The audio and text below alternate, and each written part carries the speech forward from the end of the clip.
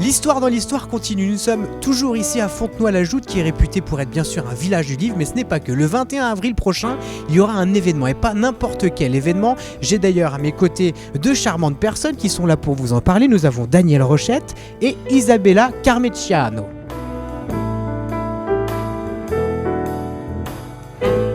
Pouvez-vous nous parler un petit peu de vous, nous dire qui vous êtes et ce que vous faites, s'il vous plaît, pour commencer, Danielle?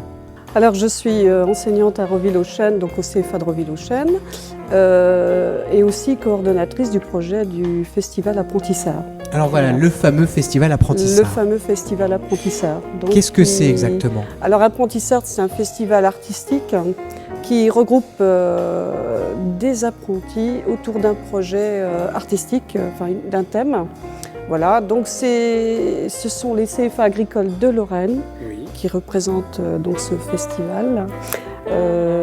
Pas moins de 120 apprentis y participent, donc des CFA du 88, donc Mirecourt et Roville-aux-Chênes. Du 54, vous avez Toul et Laxou. Du 55, les CFA de la Meuse, donc qui comprend Bar-le-Duc et Verdun. Et vous avez le CFA du 57 qui est Courcelles-Chaussy. D'accord, donc Courcelles-Chaussy où on retrouve Isabella.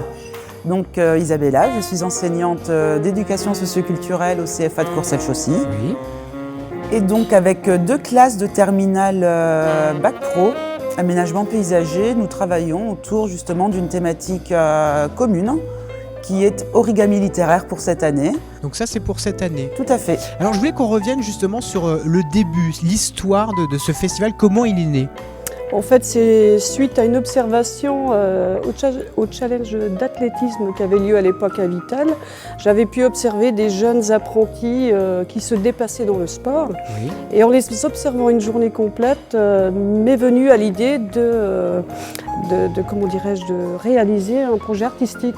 Pourquoi pas, puisqu'on voit un apprenti, on le voit manuel, mais on ne le voit pas autrement que manuel.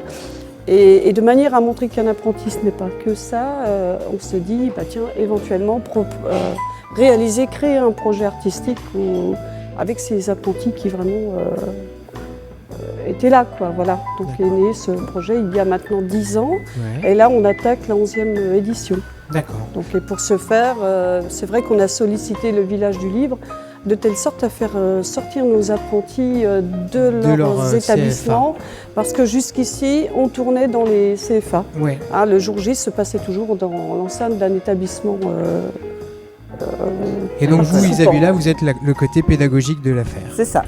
Donc j'œuvre avec les apprentis autour, donc, comme je le disais tout à l'heure, autour d'une thématique, et je tente de les mettre sur une piste de réflexion pour qu'ensuite ils puissent proposer un travail plastique. Alors ce que je vous propose, c'est qu'on se retrouve très prochainement pour une nouvelle vidéo pour parler de cette 11e édition. Et cette vidéo, elle sera diffusée au même endroit que là où vous nous regardez en ce moment même.